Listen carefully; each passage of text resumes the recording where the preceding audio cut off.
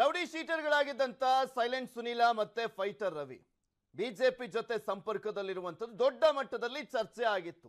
ಈಗ ಮತ್ತೊಂದು ಅದಕ್ಕೆ ಆಡ್ ಆಗ್ತಾ ಹೋಗ್ತಾ ಇದೆ. ಬಿಜೆಪಿಗೆ rowdy sheeter Bettanagere Shankara, notorious rowdy Bettanagere Shankara BJP ಮೂಲಕ ಪಾಲಿಟಿಕ್ಸ್ ಎಂಟ್ರಿಗೆ ಸಿದ್ಧತೆ ಅಂತ ಹೇಳಲಾಗ್ತಾ ಇದೆ. ನೆಲಮಂಗಲದ ಬಳಿಯ ಬೆತ್ತನಗೆರೆ ಶಂಕರ ಸದ್ಯ ಎಚ್ ಡಿ ಕೋಟೆಯಲ್ಲಿರುವಂತಹ ಶಂಕರ ಎಚ್ ಡಿ ಕೋಟೆಯಲ್ಲೇ ಕೃಷಿಯನ್ನ ಮಾಡ್ತಾ ಇರುವಂತದ್ದು. ಬಿಜೆಪಿಯವರು ಕಾಂಗ್ರೆಸ್ ವಿರುದ್ಧ ಆರೋಪ ಮಾಡ್ತಾ ಇದ್ರು. ಕೊತ್ವಾಲ್ ಶಿಷ್ಯ, ಅವ್ರ ಶಿಷ್ಯ, ಇವ್ರ ಶಿಷ್ಯ ಅಂತ ಇವನ್ ಡಿ ಕೆ ಶಿವಕುಮಾರ್, ಬಿ ಕೆ ಹರಿಪ್ರಸಾದ್ ಸೇರಿದಂತೆ ಸಾಕಷ್ಟು ಜನರ ವಿರುದ್ಧ ಮಾತನಾಡ್ತಾ ಇದ್ರು. ಈಗ ನೈತಿಕತೆ ಇದೆಯಾ ಬಿಜೆಪಿ ಪಕ್ಷಕ್ಕೆ ಅಂತ ನಾವಲ್ಲ, ಕಾಂಗ್ರೆಸ್ನವ್ರು ಕೇಳ್ತಾವ್ರೆ. ಈಗಾಗಲೇ ಬಿಜೆಪಿ ನಾಯಕರ ಜೊತೆ ಓಡಾಟ, ಸಮಾಜ ಸೇವೆ ಜೊತೆ ಪಾಲಿಟಿಕ್ಸ್ ಎಂಟ್ರಿಗೆ ತಯಾರಿ, ಜಿಲ್ಲಾ ಪಂಚಾಯತ್ ಅಥವಾ MLA ಎಲೆಕ್ಷನ್ಗೆ ತಯಾರಿ ಅಂತೆ ಬಿಜೆಪಿ ಮುಖಾಂತರ. ಇವರ ಜಮೀನಲ್ಲೇ ನರ್ಸರಿ ಮಾಡಿದ್ದಾರೆ. ಬರೀ ಗಿಡ ಮಾರಿ ವರ್ಷಕ್ಕೆ 2 ಕೋಟಿ ಸಂಪಾದನೆ ಮಾಡ್ತಾರೆ. ಅವರ ಸೀಕ್ರೆಟ್ಸ್ ಅನ್ನ ಕಲಿಬೇಕಾ? ಫ್ರೀಡಮ್ ಆಪ್ ಅನ್ನ ಈಗಲೇ ಡೌನ್ಲೋಡ್ ಮಾಡಿ. ಎಚ್ ಡಿ ಕೋಟೆಯಲ್ಲಿ 15 ಎಕರೆ ಜಮೀನು ತಗೊಂಡು ಕೃಷಿ ಮಾಡ್ತಾ ಇದ್ದಾರೆ ಬೆತ್ತನಗೆರೆ ಶಂಕರ. ಇದು ಮತ್ತಷ್ಟು ಚರ್ಚೆಯನ್ನ ಹುಟ್ಟಾಗ್ತಾ ಇದೆ. ಬಿಜೆಪಿ ಪಕ್ಷದ ವಿರುದ್ಧ ವಾಗ್ದಾಳಿಯನ್ನ ಮಾಡಲಿಕ್ಕೆ ಕಾಂಗ್ರೆಸ್ಗೆ ಮತ್ತೊಂದು ಅಸ್ತ್ರ ಸಿಕ್ಕಂತೆ ಆಗ್ತಾ ಇದೆ. ಇವರು ಬಿಜೆಪಿಗೆ ಸೇರಿದಂತ ಸಂದರ್ಭದಲ್ಲಿ ಸೇರ್ಲೇಬೇಕು ಅಂತಿಲ್ಲ, ಸಾಕಷ್ಟು ಓಡಾಟ ಈಗ ಆಲ್ರೆಡಿ ಇದೆ ಆ ಒಂದು ಕ್ಷೇತ್ರಗಳಲ್ಲಿ. ಅದರಲ್ಲೂ ಸ್ಪೆಷಲಿ ಎಚ್ ಡಿ ಕೋಟೆ ವಿಚಾರಕ್ಕೆ ಸಂಬಂಧಪಟ್ಟಂತೆ ಅಲ್ಲಿ ಓಡಾಡ್ತಿದ್ದಾರೆ ಅಂತ ಹೇಳಲಾಗ್ತಾ ಇದೆ. ಇದೇ ವಿಚಾರಕ್ಕೆ ಸಂಬಂಧಪಟ್ಟಂತೆ ನಮ್ಮ ಪ್ರತಿನಿಧಿಗಳು ಮತ್ತಷ್ಟು ಮಾಹಿತಿಯನ್ನ ನೀಡ್ತಾರೆ. ನಮ್ಮ ಪೊಲಿಟಿಕಲ್ ಬ್ಯೂರೋ ಮುಖ್ಯಸ್ಥರಾಗಿರುವಂತಹ ಚಿದಾನಂದ್ ಪಟೇಲ್ ನೇರ ಸಂಪರ್ಕದಲ್ಲಿ ಜಾಯ್ನ್ ಆಗ್ತಾ ಇದ್ದಾರೆ. ಮತ್ತೊಬ್ಬ ಪ್ರತಿನಿಧಿ ನೆಲಮಂಗಲದಿಂದ ಅಭಿಷೇಕ್ ನೇರ ಸಂಪರ್ಕದಲ್ಲಿ ಜಾಯ್ನ್ ಆಗ್ತಾ ಇದ್ದಾರೆ. ಚಿದಾನಂದ್ ಪಟೇಲ್, ನಾನು ಆಗ್ಲೇ ಹೇಳಿದೆ, ಡಿ ಕೆ ಶಿವಕುಮಾರ್, ಬಿ ಕೆ ಹರಿಪ್ರಸಾದ್ ಅವರ ವಿಚಾರಕ್ಕೆ ಸಂಬಂಧಪಟ್ಟಂತೆ ಬಿಜೆಪಿ ನಾಯಕರೆಲ್ಲರೂ ಕೂಡ ಉದ್ದುದ್ದ ಭಾಷಣ ಮಾಡೋರು. ಇವರೆಲ್ಲರೂ ಅವ್ರ ಶಿಷ್ಯ, ಇವ್ರ ಶಿಷ್ಯ, ರೌಡಿಗಳ ಪಾರ್ಟಿ ಅಂತೆಲ್ಲ ಜರ್ದಿರುವಂತದ್ದನ್ನ ನೋಡಿದೀವಿ. ನಿಜಕ್ಕೂ ಈಗ ಬಿಜೆಪಿಗೆ ನೈತಿಕತೆ ಇದೆಯಾ ಅನ್ನುವಂತ ಪ್ರಶ್ನೆಯನ್ನ ಕಾಂಗ್ರೆಸ್ನವ್ರು ಮಾಡ್ತಾ ಇದ್ದಾರೆ. ಅವ್ರಿಗೆ ಒಳ್ಳೆ ದೊಡ್ಡ ದೊಡ್ಡ ಅಸ್ತ್ರಗಳು ಈಗ ಸಿಕ್ಕಂತಾಗ್ತಾ ಇದೆ.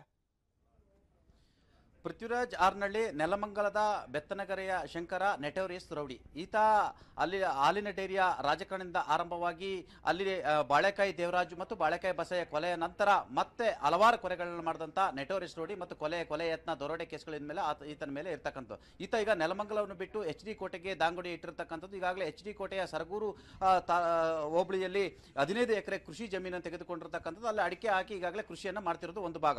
ಮತ್ತೊಂದು ಕಡೆ ಅಲ್ಲಿ ಅಂತರಸಂತೆ ಜಿಲ್ಲಾ ಪಂಚಾಯತ್ ಮುಂದಿನ ಬಾರಿ ಸ್ಪರ್ಧೆ ಮಾಡಬೇಕು, ಆ ಮುಖಾಂತರ ಜಿಲ್ಲಾ ಪಂಚಾಯತ್ ರಾಜಕೀಯಕ್ಕೆ ಅಣಿ ಇಡಬೇಕೆಂಬುದು ಈ ತರ ಲೆಕ್ಕಾಚಾರ. ಹಾಗಾಗಿ ಎಲ್ಲ ಬಿಜೆಪಿ ನಾಯಕರ ಜೊತೆ ಸಖ್ಯ ಹೊಂದಿರತಕ್ಕಂಥ ಬೆತ್ತನಗೆರೆ ಶಂಕರ ಬಿಜೆಪಿ ಮುಖಾಂತರ ರಾಜಕೀಯ ಪಾದಾರ್ಪಣೆ ಮಾಡಲಿಕ್ಕೆ ತೀರ್ಮಾನವನ್ನು ಮಾಡಿರುವಂಥದ್ದು. ಆ ಮುಖಾಂತರ ಎಲ್ಲ ಒಂದು ಕಡೆ ರೌಡಿ ಇಮೇಜ್ ನಿಂದ ರಾಜಕಾರಣೀಯ ಇಮೇಜ್ಗೆ ಮುಂದಾಗಿರ್ತಕ್ಕಂಥ ಬೆತ್ತನಗೆರೆ ಶಂಕರ್ಗೆ ಪರೋಕ್ಷವಾಗಿ ಬಿಜೆಪಿ ಅನೇಕ ನಾಯಕರುಗಳು ಕೂಡ ಸಾಥ್ ಕೊಟ್ಟಿರ್ತಕ್ಕಂಥದ್ದು. ಎಲ್ಲೊಂದು ಕಡೆ 2028ರಲ್ಲಿ ಡಿಲಿಮಿಟೇಷನ್ ಆದ್ರೆ ಎಚ್ ಡಿ ಕೋಟೆ ಮತ್ತು ಸರಗೂರು 2 ತಾಲೂಕುಗಳಾಗ್ತವೆ, 2 ಕ್ಷೇತ್ರಗಳಾಗ್ತವೆ. ಆಗ ಸರಗೂರು ಏನು ಜನರಲ್ ಕ್ಷೇತ್ರ ಆಗುತ್ತೆ. ಅಂತ ಸಂದರ್ಭದಲ್ಲಿ ಚುನಾವಣೆಗೆ ನಿಂತು MLA ಆಗ್ಬೇಕಂತೇಳಿ ಕನಸು ಕಂಡಿರ್ತಕ್ಕಂಥ ಶಂಕರ್ನಿಗೆ ಇದೇ ಕಾರಣಕ್ಕಾಗಿ ಎಚ್ ಡಿ ಕೋಟೆಯಲ್ಲಿ 15 ಎಕರೆ ಜಾಗವನ್ನು ಕೂಡ ಖರೀದಿ ಮಾಡಿರುವಂಥದ್ದು. ಆ ಜಾಗ ಖರೀದಿ ಮಾಡಿರ್ತಕ್ಕಂಥ ದಾಖಲೆ ನ್ಯೂಸ್ 18 ಕನ್ನಡಕ್ಕೆ ಲಭ್ಯವಾಗಿರುವಂಥದ್ದು. ಮತ್ತೊಂದು ಕಡೆ ಪೃಥ್ವಿ ಈಗಾಗಲೇ ಅಲ್ಲಿ ಸಮಾಜ ಸೇವೆ ಹೆಸರಿನಲ್ಲಿ ಹಲವಾರು ಕಾರ್ಯಕ್ರಮಗಳನ್ನ ಮಾಡ್ತಿರ್ತಕ್ಕಂಥ ಬೆತ್ತನಗೆರೆ ಶಂಕರ ಅಲ್ಲಿರ್ತಕ್ಕಂಥ ಎಲ್ಲ ಬಿಜೆಪಿ ನಾಯಕರುಗಳೊಂದಿಗೆ ಸಖ್ಯವನ್ನು ಕೂಡ ಬೆಳೆಸ್ಕೊಂಡಿರ್ತಕ್ಕಂಥದ್ದು. ಬಿಜೆಪಿಯಿಂದಲೇ ಟಿಕೆಟ್ ಅನ್ನ ಪಡೆದುಕೊಳ್ಬೇಕಂತ ತೀರ್ಮಾನ ಮಾಡಿರೋ ಕಾರಣಕ್ಕಾಗಿ ಮೈಸೂರು ಜಿಲ್ಲಾ ಉಸ್ತುವಾರಿ ಸಚಿವ ಎಸ್ ಟಿ ಸೋಮಶೇಖರ್ ಸೇರಿದಂತೆ ಅನೇಕ ಬಿಜೆಪಿ ನಾಯಕರ ಜೊತೆ ಒಡನಾಟವನ್ನು ಇಟ್ಟುಕೊಂಡಿರ್ತಕ್ಕಂಥ ಬೆತ್ತನಗೆರೆ ಶಂಕರ ಮುಂಬರಲಿರ್ತಕ್ಕಂಥ ಜಿಲ್ಲಾ ಪಂಚಾಯತ್ ಚುನಾವಣೆಯಲ್ಲಿ ಅಂತರಸಂತೆ ಜನರಲ್ ಕ್ಷೇತ್ರ ಆದ್ರೆ ಅಲ್ಲಿ ಜಿಲ್ಲಾ ಪಂಚಾಯತ್ ನಿಲ್ಲುವಂಥದ್ದು ಅಥವಾ ಅವರ ಪತ್ನಿಯನ್ನು ನಿಲ್ಲಿಸುವಂಥದ್ದು. ಅದಾದ ಬಳಿಕ 2028ರಲ್ಲಿ ಡಿಲಿಮಿಟೇಷನ್ ಆದ್ರೆ ಸರಗೂರು ಕ್ಷೇತ್ರದಿಂದ ಚುನಾವಣೆಗೆ ಸ್ಪರ್ಧೆ ಮಾಡಬೇಕನ್ನೋದು ಬೆತ್ತನಗೆರೆ ಶಂಕರನ ಲೆಕ್ಕಾಚಾರ.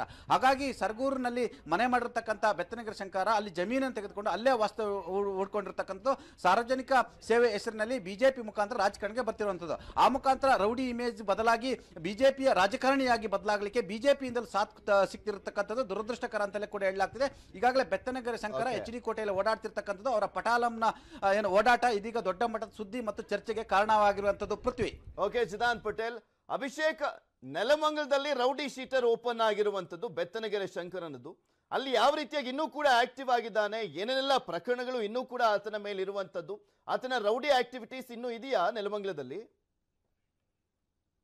ಪೃಥ್ವಿರಾಜ್ ಏನಂದ್ರೆ ನೆಲಮಂಗಲದ ರೌಡಿಸಂ ಪುಸ್ತಕ ರಕ್ತ ಚರಿತ್ರೆಗೆ ಒಂದು ಮುನ್ನುಡಿಯನ್ನು ಬರೆದಿರ್ತಕ್ಕಂಥದ್ದು ಬೆಚ್ಚಿನಗೆರೆ ಪ್ರದರ್ಶನ ಹೇಳಲಾಗ್ತಾ ಇದೆ. ಅದರಲ್ಲೂ ಬೆಚ್ಚಿನಗೆರೆ ಶಂಕರ ನೆಲಮಂಗಲದಲ್ಲಿ ಪ್ರಥಮ ಬಾರಿಗೆ ಒಂದು ಬಾಳೆಕಾಯಿ ನಾಗರಾಜ್ ಹಾಗೂ ಬಾಳೆಕಾಯಿ ದೇವರಾಜ್ ಅವರನ್ನ ಕೊಲೆ ಮಾಡುವ ನಂತರ ಒಂದು ರಕ್ತ ಚರಿತ್ರೆಗೆ ಪಾದಾರ್ಪಣೆ ಮಾಡಿರ್ತಕ್ಕಂಥದ್ದು. ತದನಂತರ ಸಾಕಷ್ಟು ಗಂಭೀರ ಪ್ರಕರಣಗಳು ಬೆಚ್ಚಿನಗೆರೆ ಯಾರ್ಯಾರು ದೇವಿಯ ಕೊಲೆ ಪ್ರಕರಣ ಆಗಿರ್ಬೋದು, ಅದೇ ರೀತಿ ಲಾಯರ್ ತನ್ನ ಏನು ಬಂಡೆ ಮಂಜ ಅಂತ ತಿಳ್ಕೊಂಡು ಒಂದು ಲಾಯರ್ ರವಿ ಒಂದು ಕಾರಲ್ಲಿ ಬರ್ತಾ ಇರ್ತಾರೆ, ಆ ಲಾಯರ್ ರವಿಯ ಕೊಲೆ ಪ್ರಕರಣ ಇರ್ಬೋದು, ಅಥವಾ ಏನೋ ದೇವೇಂದ್ರಪ್ಪನ ಕೊಲೆ, ತದನಂತರ ಏನು ಇವರು ಪ್ರಥಮವಾಗಿ ಏನು ಬಸವರಾಜಯ್ಯ ಅವರು ಕೊಲೆ ಮಾಡಿರ್ತಾರೆ, ಬಾಳೆಕಾಯಿ ನಾಗರಾಜು ಕೊಲೆ ಮಾಡಿರ್ತಾರೆ. ಆ ಕೊಲೆಗೆ ಸಂಬಂಧಪಟ್ಟಂತೆ ಅಲ್ಲಿ ಒಂದು ಓರ್ವ ವಕೀಲರು ಮತ್ತೆ ಇನ್ನೊಬ್ರು ವಕೀಲರ ಸಂಬಂಧಿಯನ್ನು ಕೊಲೆ ಮಾಡಿರ್ತಕ್ಕಂಥದ್ದು. ಮತ್ತೆ ಅದೇ ಬಾಳೆಕಾಯಿ ದೇವರಾಜಯ್ಯ ಅವರ ತಂದೆ ಬೈಲಪ್ಪ ಅವರ ಕೊಲೆ, ಇದೇ ರೀತಿ ಒಂದು ಮತ್ತೆ ಜೈಲಿನಲ್ಲಿ ಇಟ್ಟುಕೊಂಡು ಸಾಕಷ್ಟು ದರೋಡೆ ಮಾಡ್ತಾ ಇರ್ತಕ್ಕಂಥದ್ದು, ಅಸ್ತಾವಸೂಲಿ ಮಾಡ್ತಾ ಇರ್ತಕ್ಕಂಥದ್ದು. ಅದೇ ರೀತಿ ಮತ್ತೆ ಒಂದು ಮೈಸೂರು ಜೈಲಿನಲ್ಲೂ ಕೂಡ ಮೈಸೂರು ಜೈಲಿನಲ್ಲೇ ಖುದ್ದು ಏನು ಬೆಚ್ಚಿನಗೆರೆ ಸೀನಾ ಏನಿದೆ, ಬೆಚ್ಚಿನಗೆರೆ ಸೀನನ ಮೇಲೆ ಒಂದು ಅಟ್ಯಾಕ್ ಮಾಡಿರ್ತಕ್ಕಂಥದ್ದು, ಈಗ ಮತ್ತೆ ಗಣೇಶನ ಗುಡಿ ರಂಗನ ಮೇಲೆ ಅಟ್ಯಾಕ್ ಮಾಡಿರ್ತಕ್ಕಂಥದ್ದು. ಹೀಗೆ ಸಾಕಷ್ಟು ಪ್ರಕರಣಗಳು ಸುಮಾರು 38 ಸತ್ಯ ಪ್ರಕರಣಗಳು ಕೂಡ ಇದುವರೆಗೂ ತನಿಖೆ ಹಂತದಲ್ಲಿರ್ತಕ್ಕಂಥದ್ದು. ಹಾಗೂ ಒಂದಷ್ಟು ಪ್ರಕರಣಗಳು ಸರಿಯಾದ ಸಾಕ್ಷ್ಯಾಧಾರಗಳಿಲ್ಲದೆ ಒಂದು ಖುಲಾಸೆಗೊಂಡಿರ್ತಕ್ಕಂಥದ್ದು. ಅಂದ್ರೆ ಬೆಚ್ಚಿನಗೆರೆ ನೆಲಮಂಗಲದ ರಕ್ತ ಚರಿತ್ರೆ ಏನಿದೆ, ನೆಲಮಂಗಲದ ರೌಡಿಸಂ ಇತಿಹಾಸಕ್ಕೆ ಒಂದು ನಾಂದಿ ಆಗಿತ್ತು ಬೆಚ್ಚಿನಗೆರೆ ಶಂಕರ ಅಂತಾನೆ ಹೇಳ್ಬೋದು ಪೃಥ್ವಿರಾಜ್. ಈಗ ಇನ್ನೊಂದು ಸದ್ಯ ಬೆಚ್ಚಿನಗೆರೆ ಶಂಕರ ಹಾಗೂ ನೆಲಮಂಗಲದ ಒಡನಾಟ ಕಡಿಮೆ ಆಗಿದ್ರು ಕೂಡ ನೆಲಮಂಗಲದಲ್ಲಿ ಅಲ್ಲಿಂದ ನೀವು ಎಸ್ ಡಿ ಕೋಟೆಯಿಂದ ಫೋನ್ ಮುಖಾಂತರ ಸಂಪರ್ಕಿಸಿ ಇಲ್ಲಿನ ರೌಡಿಸಂ ಆಕ್ಟಿವಿಟೀಸ್ ಅಲ್ಲಿ ಅಥವಾ ಹಪ್ತಾ ವಸೂಲಿ ಮಾಡೋದ್ರಲ್ಲಿ ಎಲ್ಲದರಲ್ಲೂ ಕೂಡ ಆಕ್ಟಿವ್ ಆಗಿರ್ತಕ್ಕಂಥ Prithviraj. Okay, thank you Abhishek. ಹಾಗೆ ಚಿದಾನ್ ಪಟೇಲ್ ನಿಮ್ಮೆಲ್ಲ ಡೀಟೇಲ್ಸ್ಗಾಗಿ. ನೋಡ್ತಾ ಇದ್ರಿ, ರೌಡಿ ಶೀಟರ್ಗಳು ಬಿಜೆಪಿ ಪಕ್ಷಕ್ಕೆ ಸೇರ್ಪಡೆ ಆಗಿರುವಂಥದ್ದು, ಸೇರ್ಪಡೆ ಆಗ್ತಾ ಇರುವಂಥದ್ದು ಸಾಕಷ್ಟು ಚರ್ಚೆಯನ್ನ ಹುಟ್ಟಾಕಿದೆ. ನಮ್ಮದು ಶಿಸ್ತಿನ ಪಕ್ಷ ಅದು ಇದು ಅಂತ ಹೇಳ್ಕೊಳ್ತಾರೆ, ಮತ್ತೊಂದು ಪಕ್ಷವನ್ನ ಕೂಡ ಇದೇ ವಿಚಾರಕ್ಕೆ ಸಂಬಂಧಪಟ್ಟಂತೆ ಜರಿತಾರೆ. ಮುಗಿ ಬೀಳ್ತಾ ಇದ್ರು ಬಿಜೆಪಿ ನಾಯಕರು, ಅವ್ರ ಶಿಷ್ಯ ಇವ್ರ ಶಿಷ್ಯ ಅನ್ಕೊಂಡೆಲ್ಲ ರೌಡಿಗಳ ಪಾರ್ಟಿ ಅಂತೆಲ್ಲ ಆಕ್ರೋಶವನ್ನ ವ್ಯಕ್ತಪಡಿಸ್ತಾ ಇದ್ರು, ವಾಗ್ದಾಳಿಯನ್ನ ನಡೆಸ್ತಾ ಇದ್ರು. ಈಗ ಆ ಪಕ್ಷದ ನಾಯಕರಿಗೆ ಯಾರೆಲ್ಲ ಮಾತನಾಡ್ತಾ ಇದ್ರಲ್ಲ ಈ ಹಿಂದೆ, ಅವ್ರಿಗೆ ನೈತಿಕತೆ ಇದೆಯಾ ಈಗ ಮಾತಾಡ್ಲಿಕ್ಕೆ?